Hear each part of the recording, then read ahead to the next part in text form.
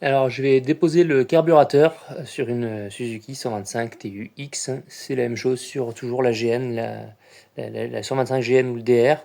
C'est le même moteur, donc c'est la même procédure. Donc pour déposer le carburateur, il faut commencer par mettre le robinet sur off. D'essence, on enlève la durite, on prépare un pot parce que il y a toujours un petit peu d'essence qui reste du coup dans la durite. Voilà, on peut mettre une vis, quelque chose au bout. Moi je mets un petit bout de sopalin comme ça plié. Tac, et je la cale. Hop, ici ça va bien sur le moteur. Alors ensuite, il faut déposer la commande ici des gaz. Donc pour ça, il faut une clé de 10. Il faut dévisser juste en dessous. Donc on prend une clé de 10 et on dévisse cette partie-là. Il n'y a pas besoin de dévisser en haut, puisqu'en fait, en dévissant là, on va donner du jeu. Voilà. Du coup, on peut sortir ici ça. Et là, avec le doigt, on vient pousser ici. Et du coup, ici, c'est juste, c'est emboîté dans un rond. Voilà, et on sort ça. Alors moi, je le mets au même endroit que la partie essence. Voilà, comme ça, c'est tout au même endroit. Ensuite, on a un collier ici qu'il faut dévisser. Donc c'est le collier qui permet de maintenir la durite de la pipe d'admission entre la boîte à air et le carburateur. Et puis de l'autre côté, il y a aussi un collier pour enlever la pipe qui est directement ici sur l'admission. Donc je défais ça tout de suite. Voilà, j'ai desserré les deux colliers. Donc maintenant, pour pouvoir sortir le carburateur, il faut reculer la boîte à air pour avoir un petit peu de dégagement. Donc on a ce cache là à enlever. Alors normalement il est clipsé ici, moi ici c'est cassé. Là j'ai fendu la vis pour pouvoir la démonter plus facilement. Sinon il faut une clé de 10, ça dépend quel boulon là, le vis il y a. Hop, on enlève ça. Ensuite les vis de la boîte à air, il y en a une dessus et une dessous pardon et deux dessus. Donc il faut enlever la selle. Donc pour enlever la selle, on met la clé ici à droite. On enlève la selle. Une fois qu'on a enlevé la selle, on peut enlever le cache plastique qui est là. Donc quand on enlève le cache plastique, on a accès là et là aux deux vis qu'il faut enlever pour la boîte à air. La troisième est ici. Donc les deux vis.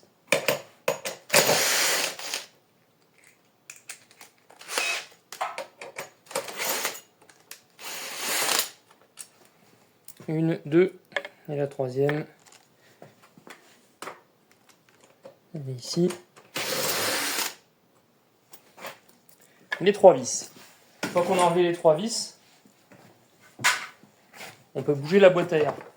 Hop, on la recule, ce qui permet, je vais remettre ici, de dégager le carburateur de la pipe à l'arrière. On voit ici, hop, la pipe elle est sortie ici. Donc là on va pouvoir sortir le carburateur.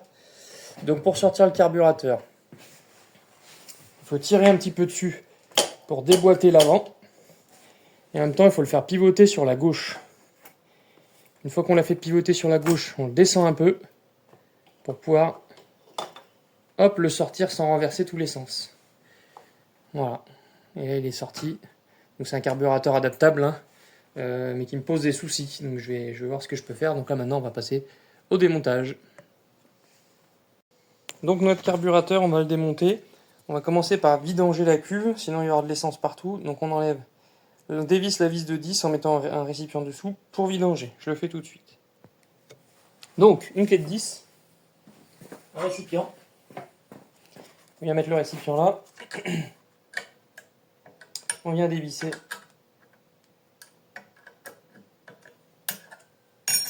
Et ici.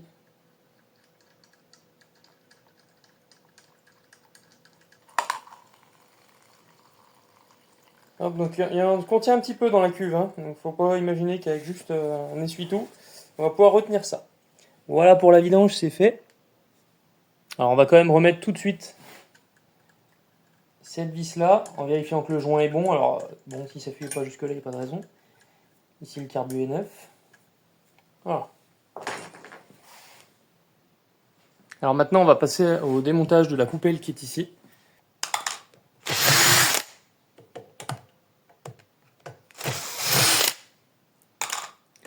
Alors attention à la dernière vis, il y a un ressort dedans. Donc quand on enlève la coupelle,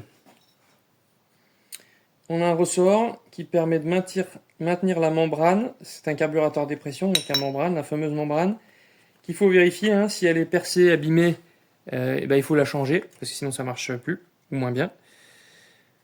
Donc là, on a le ressort qui permet de maintenir cette aiguille en position fermée dans le puits, là. Et puis avec la dépression, la membrane, elle va remonter, ça va faire remonter l'aiguille. Et donc l'aiguille, pareil, qui doit être en bon état, le boisseau ici aussi, enfin voilà, tout doit être en bon état. Donc on démonte d'abord ça. Ensuite ici on a un passage d'air de je ne sais plus où à je ne sais plus où.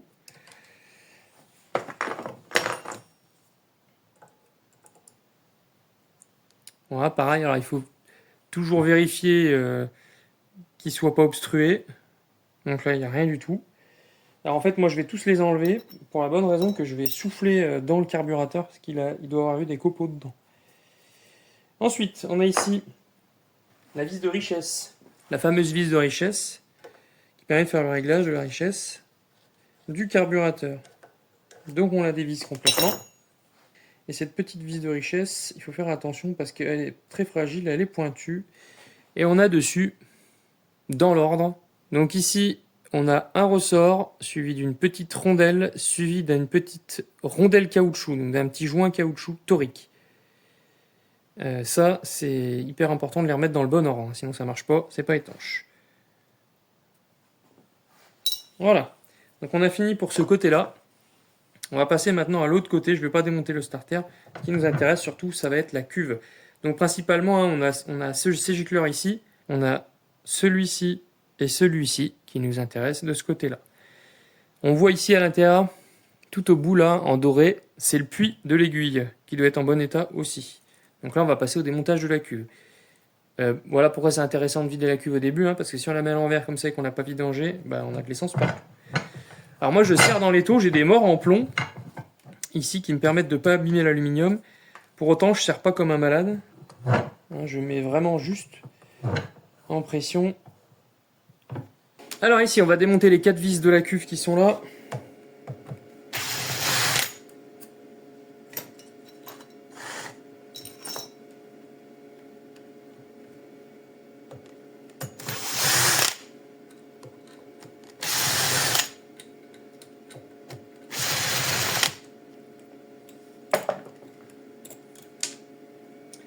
Voilà.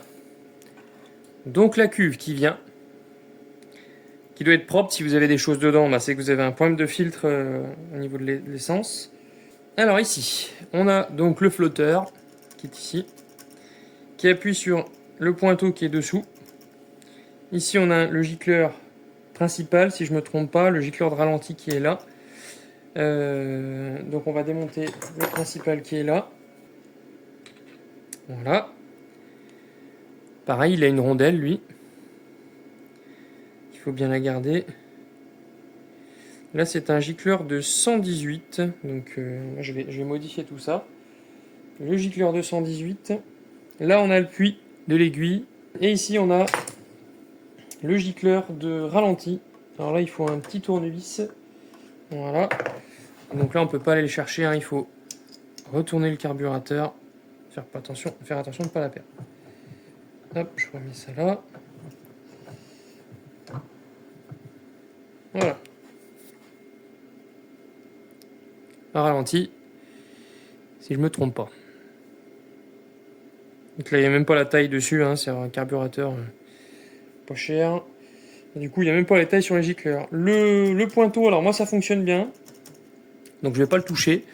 Alors je vais vous montrer quand même. Alors on a ici le flotteur. Le flotteur, il a une petite languette ici.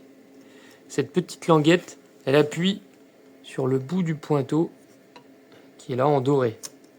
Quand elle appuie dessus, on le voit, il s'enfonce. Et ce pointeau qui est donc pointu, il va se mettre dans un logement qui est conique, qui va empêcher l'essence de redescendre jusqu'à la cuve, puisque normalement c'est dans l'autre sens. Donc on imagine dans l'autre sens, quand il n'y a pas d'essence, le flotteur est en bas, quand il y a de l'essence, il remonte. Imaginez dans l'autre sens, hein, forcément. Et du coup, ça vient appuyer sur le pointeau. Moi, il est étanche, on n'y touche pas. Alors, du coup, j'ai oublié de montrer, mais pour enlever le siège du pointeau qui est ici, en fait, il a une rainure ici, qui est là. Donc, il est dedans comme ça. Et donc, il suffit de taper dessus ici, avec quelque chose qui est tendre, hein, d'accord, un jet. Donc, c'est probablement du laiton, je sais pas, mais c'est très tendre. Donc, en fait, moi, ce que je fais, c'est que je mets un coup de soufflette et avec la pression de l'air, ça suffit pour le faire partir. Et pour le remettre, on peut pas le mettre dans ce sens-là, il faut le remettre dans l'autre sens. Donc on le repositionne ici. Donc il faut déjà prépositionner. On le met dedans, on lâche. Et là de ce côté-là, faut tourner pour viser le. Hop, pour arriver à viser que ça tombe en face. Donc là on voit, hop, je le fais pivoter. Donc là il est en face. C'est en vissant le gicleur principal dedans qui va tenir. Après il va être un peu bloqué dedans. Voilà. Donc je le remets. Donc en fait ce que je vais faire moi, c'est que je vais mettre les gicleurs d'origine du carburateur. En fait j'ai un carburateur d'origine qui est défaillant, mais les gicleurs sont en bon état. Et donc je vais les remettre dans ce nouveau carburateur, voir ce que ça va donner, puisque les carburateurs d'origine pour les 125 TUC, c'est très dur à trouver. Voilà, donc là je vais essayer de remettre le gicleur d'origine. Donc là c'est une TUX de 1999, donc c'est les tout derniers réglages sur la revue technique. C'est un gicleur de 97.5. Donc je ne remets pas le puits d'origine, hein. J'en ai un qui a la même dimension. Mais celui-ci je ne le remets pas, il est bien usé. Ensuite, donc je suis toujours ici, je vais mettre maintenant ma vis de ralenti. Ma vis de ralenti là. Donc la vis de ralenti, il faut que je la démonte sur l'autre carburateur. Elle est là-dedans. Voilà, c'est le carburateur d'origine avec le capteur TPS. Mais on peut rouler sans. Donc je vais l'enlever tout de suite. Le voilà sorti. Donc celui-ci, avant de les remonter, je mets un coup de soufflette dedans pour m'assurer qu'il n'y a rien dedans. Alors ici j'ai la revue technique. Donc sur les caractéristiques générales, les améliorations de 97 à 2001. On voit ici que le gicleur principal est de 97,5, c'est bon. Le gicleur de ralenti de 17,5. Moi j'ai un gicleur ici 17,5, génial. Donc ça n'a pas été changé. Donc là, on ne pourra pas dire que je suis pas en config d'origine. Hop, le petit gicleur. Donc là, un petit tournevis est nécessaire. Hein. On ne peut pas faire ça. Voilà. Là c'est bon. Celui-ci c'est bon. Je vais vérifier, j'ai un doute.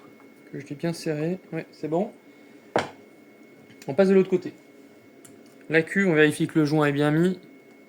Qu'elle est propre. Je vais mettre un petit coup de soufflette quand même avant. Voilà. Allez, on repasse de l'autre côté.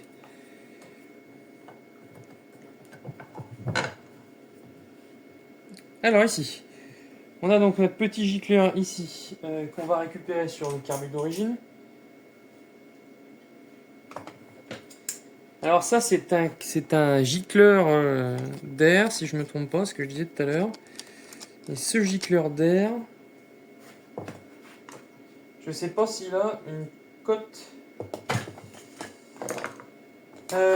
sur là-dessus. Sur la doc technique, gicleur de starter, gicleur de ralenti. Non, je crois qu'il n'y a rien. Il y a un numéro dessus. 147,5. Et celui que j'ai enlevé. Bon, il paraît aussi gros. Allez hop, on remet ça. Donc 147,5. Hein, les autres gicleurs sont ceux d'origine, donc j'imagine que celui-là aussi.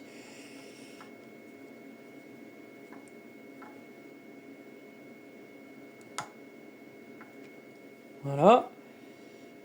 Ici, il n'y a rien. Donc là, maintenant, on va positionner le boisseau avec son aiguille. Alors, sur le caoutchouc, là, il y a un petit ergot. Et il va aller dans la passe ici.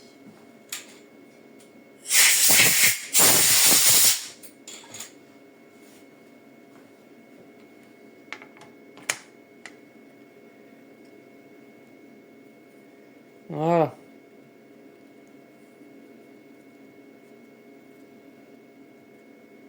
Une fois que c'est fait,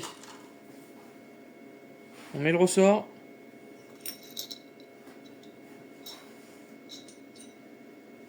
Et on va remettre la coupelle. en s'assurant que la membrane est bien positionnée. Il nous manque la vis de richesse. Donc là, je remets pas celle d'origine parce que le joint est usé. Et puis, elle est pas en très bon état. On va remettre plutôt la neuve. De toute façon, la vis de richesse, elle a exactement la même forme. Et vu qu'on joue dessus pour régler, ça pose pas de problème. C'est un tout petit peu différente. Donc là, je visse complètement. Voilà, jusqu'à ce que ça bloque. Et ensuite, je vais desserrer de un tour. Donc selon la nouvelle version, c'est un tour, un quart. Donc un demi-tour, un tour, un tour, un quart. Normalement, le réglage, c'est celui-ci. Ça me paraît un peu faible. Sachant que sur les versions d'avant, on a 2 tours d'ouverture. Mais bon, on a des gicleurs qui sont très différents. Tout est remonté. On va passer au remontage sur la moto. Donc en sens inverse du démontage. Il n'y a pas de difficulté majeure. Voilà, faut bien l'incliner comme il faut pour pouvoir le rentrer. Pas oublier de tout rebrancher, tout remettre. Et on va faire un essai.